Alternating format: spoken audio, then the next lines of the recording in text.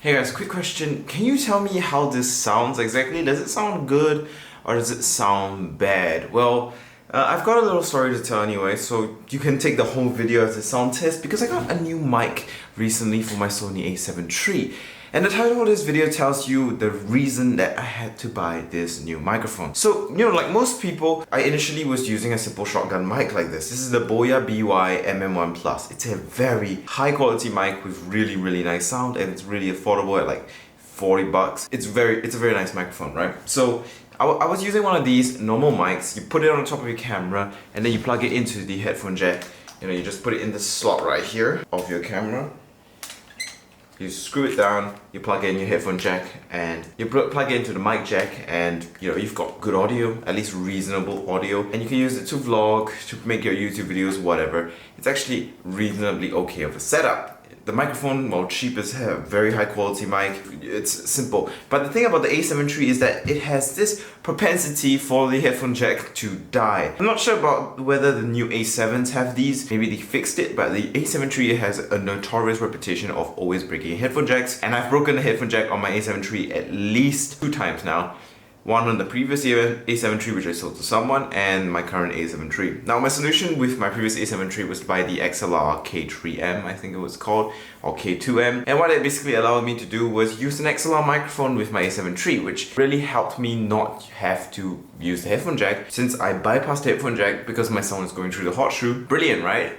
Gets the job done, gives me high quality audio, XLR, really nice. So that's all lovely.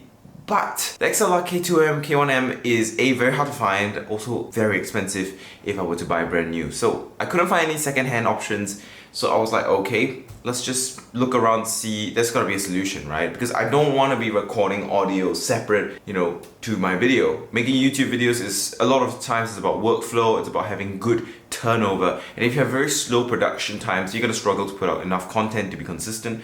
And this is not always true. It depends on the type of content, but for a channel that uploads every week, I need that fast turnover, and I don't want to have to splice together audio and video. And I find that recording audio separate from your video and more making videos every week there's a lot of points of failure. There's a lot of potential for you to forget recording video when you record audio, or vice versa. So as a result, I don't really like recording audio and video separately. So I was looking for a solution that could still allow me to have audio straight into the camera without using the mic jack, which has henceforth been broken. So I had an inkling that, if Sony made the XLR K1M, K2M, K3M XLR interfaces that use the A7 III's active interface HOTSHOE, not the modern Mi interface HOTSHOE, I was like, okay, if that's the case, then there should be a microphone that works with the HOTSHOE, right? Did a little bit of digging, a little bit of quick Googling, and boom, turns out there is one. It's called the BGM GZ1M. Yeah, it's called the GZ1M, and basically it's a shotgun microphone. Now, this has been replaced with a new model, with the ECM BG1M, not BZ1M.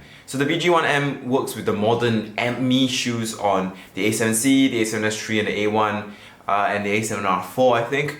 But the A7 III doesn't have that modern MI HOTSHOE that those modern cameras have. So it's latest, most compatible kind of HOTSHOE mic that is from Sony and doesn't need a headphone jack is this I'm recording on right here, the ECM GZ1M. So how does it actually sound? You got to tell me in the comments, because I don't actually know yet. Now, it's got 2 modes, very simple operation. You just slot in your HOTSHOE mount, make sure you crank it down so the connects are secure. If you don't lock it down, your camera might pop up a sign that says, oh, this is not supported, or the device you plugged in is not is not detected, when it actually is. It's just that, sometimes A7 III is pretty old model, some of the cameras are pretty old, so the connects might be a bit dusty, a bit dirty, and the connection might not be too secure. So make sure you crank that down and it should be fine. Operation of it is really easy. You plug it in, you don't need to put batteries, you don't need to plug in any cables or anything.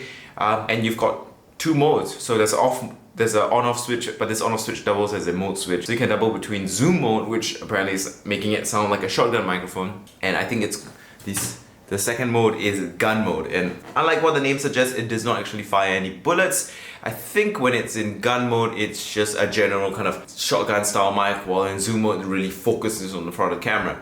Apparently zoom mode is the more isolated one. It sounds better in terms of targeted audio, so that's what I'm using right now. I have no idea though, so hopefully this video turns out well and I don't have to re-record it. But the thing is, if I have to re-record it, then you won't be seeing this take. The Schrodinger's YouTube clip. Okay, anyway though, this microphone cost me about $80 secondhand. I didn't really want to haggle with the guy. You know, he was literally the only product on the market. If I made him unhappy, then I would have to create a second account and make him an offer on a second account, which is too much hassle. So I just offered it because at most, what can I save, $10, $20? It's a microphone that I really needed, so I really wanted it to be fast. So I told him, okay, let's go, let's meet up this date, deal.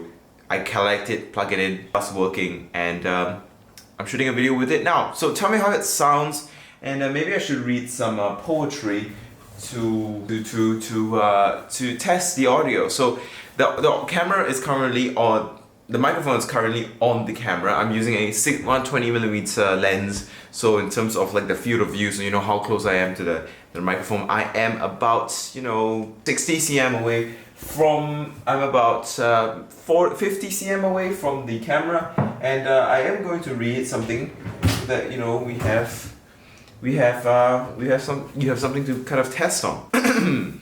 Oliver Sacks, the man who mistook his wife for a hat. Testing, 1, 2, 3.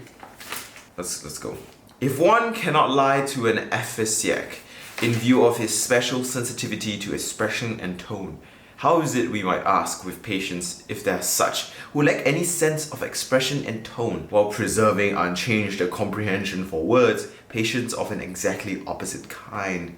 We have a number of such patients also on the aphasia ward, although technically they do not have aphasia, but instead a form of agnosia, in particular a so-called tonal agnosia. For such patients, typically the expressive qualities of voices disappear, their tone, their timbre, their feeling, their entire character, while words and grammatical constructions are perfectly understood. Such tonal agnosias or atonias are associated with disorders of the right temporal lobe of the brain, whereas the aphasias go with disorders of the left temporal lobe. Among the patients with tonal agnosia on our aphasia ward, who also listened to the president's speech, was Emily D. with a glioma in her right temporal lobe. A former English teacher and poetess of some repute, with an exceptional feeling for language and strong powers of analysis and expression, Emily D. was able to articulate the opposite situation. How the president's speech sounded to someone with tonal agnosia. Emily D. could no longer tell if a voice was angry, cheerful, sad, whatever. Since voices now lacked expressions, she had to look at people's faces, their postures and movements when they talked, and found herself doing so with so much care and intensity that she had never shown before. But this, it so happened, was also limited, because she had a malignant glaucoma and was rapidly losing her sight too. That is Oliver Sacks, the man who mistook his wife for a hat. Very good book, by the way, very interesting if you're into like neurological disorders. It's very well written, very engaging of a book.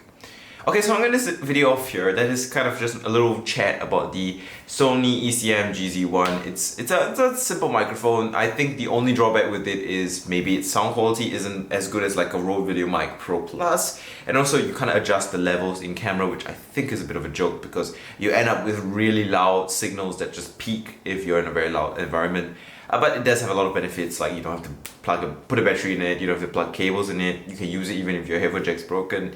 And it's a compact, slim package that it's something that if it works out well, I'll keep and use for a long period of time. So fingers crossed this sounds good. I'm gonna end this video off here. Thank you guys so much for watching. I'll see you guys next time, next week, this weekend. Just like message me on Discord if you want me to upload. Good?